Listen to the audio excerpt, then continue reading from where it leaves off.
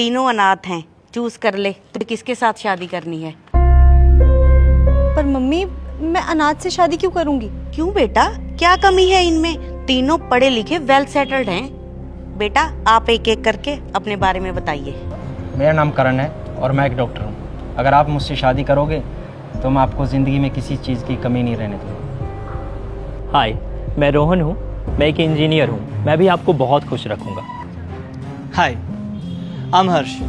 मेरा खुद का होटल है और अगर तुम मुझे चूज़ करोगी तो मैं तुम्हें पूरी दुनिया घुमाऊंगा। मुझे तो तीनों लड़के ही बहुत पसंद हैं। अब तू देख तुझे किससे शादी करनी है।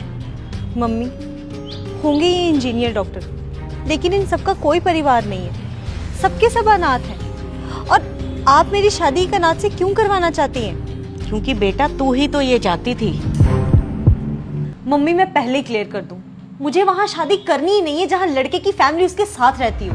अगर शादी के बाद मैं अपना घर छोड़ के वहां जाऊंगी ना, तो उसे भी मेरे लिए ना अपना घर छोड़ के अपने पेरेंट्स को छोड़ के आना पड़ेगा।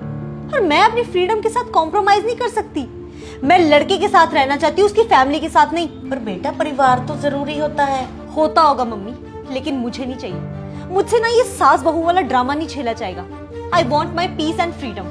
अरे मैं अपने पति को संभाल सकती हूँ, लेकिन उसके परिवार को नहीं। बेटा शादी से पहले ना हर लड़की में ये घबराहट होती है कि वो नए घर में जाके एडजस्ट कैसे करेगी। लेकिन बेटा ऐसे परिवार से अलग रहना ये भी तो सही नहीं है। कल को तुम्हें कोई इमरजेंसी पड़ जाए, तुम्हारा ध्यान रखने के लिए कोई तो बड़ा होना चाहिए। मम्मी, परिवार के साथ रह के ना मेरी फ्रीडम मुझसे छिन जाएगी। हर कोई मुझसे यही बोलेगा, बहू ये मत करो, वो मत करो, ये मत पहनो, वहां मत जाओ, ऐसे मत करो। Oh my God mummy, boundaries के साथ ना मैं नहीं रह सकती। मुझे टॉक्सिक एनवायरनमेंट में ना रहना ही नहीं है। मम्मी, मुझे ना अपनी लाइफ बस अपने पति के साथ जीनी है। ना होगी फैमिली, ना होगी कोई टेंशन। प्लीज अगर कोई ऐसा लड़का मिले ना तो मुझे बताना। देख जैसा लड़का तुझे चाहिए था वैसा ही तो ढूंढ के दिया है मैंने। तू यही चाहती थी ना कि उसकी कोई फैमिली ना हो। देख इनमें से किसी की भी फैमिली नहीं है ना। अब तुझे कोई रोकने टोकने वाला, ये अपने काम पे चले जाएंगे। तू जैसा मर्जी खा, जैसा मर्जी पहन, पूरी लाइफ एंजॉय कर अपनी जैसे मर्जी। ना ही कोई परिवार की टेंशन, ना ही कोई टॉक्सिसिटी।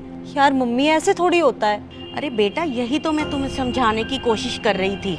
ये जो तुम लड़कियों ने ट्रेंड बनाया हुआ है ना कि हमें अलग रहना है, हमें परिवार के साथ रहना नहीं, हमें फैमिली नहीं चाहिए। तुम्हें अगर चुनना ही है ना लड़का तो अनाथालय से चुनो, क्योंकि उनके परिवार तो होते ही नहीं है। मैं तो सभी लड़की वालों के परिवार वालों से ना यही कहना चाहूंगी कि इधर उधर रिश्ता देखने की बजाय अपनी लड़कियों को यहाँ अनाथालय में लाएं, लड़का पसंद कराएं और शादी कर दें। परिवार की सिरदर्दी ही खत्म। ठीक है ना? यही करना चाहिए ना उन्हें। सॉरी मम्मी, मुझे ये बात रियलाइज़ हो चुकी है कि परिवार की क्या इम्पोर्टेंस होती है। अगर कोई मुझे मेरे माँ बाप से अलग करेगा और मुझे जो फील होगा वही सेम लड़के को भी तो फील होगा ना, जब कोई उसको उसके माँ बाप से अलग करेगा। अब मैं कभी भी जिद नहीं करूँगी आपसे परिवार को लेके।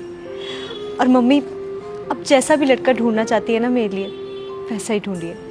परिवार की कीमत ना वही लोग समझ सकते हैं जिनके परिवार नहीं होते। इन लोगों को देखो, ये बेचारे परिवार के लिए तरसते हैं। इसलिए बेटा भगवान का हमेशा शुक्रिया अदा करो कि उसने तुम्हें परिवार दिया।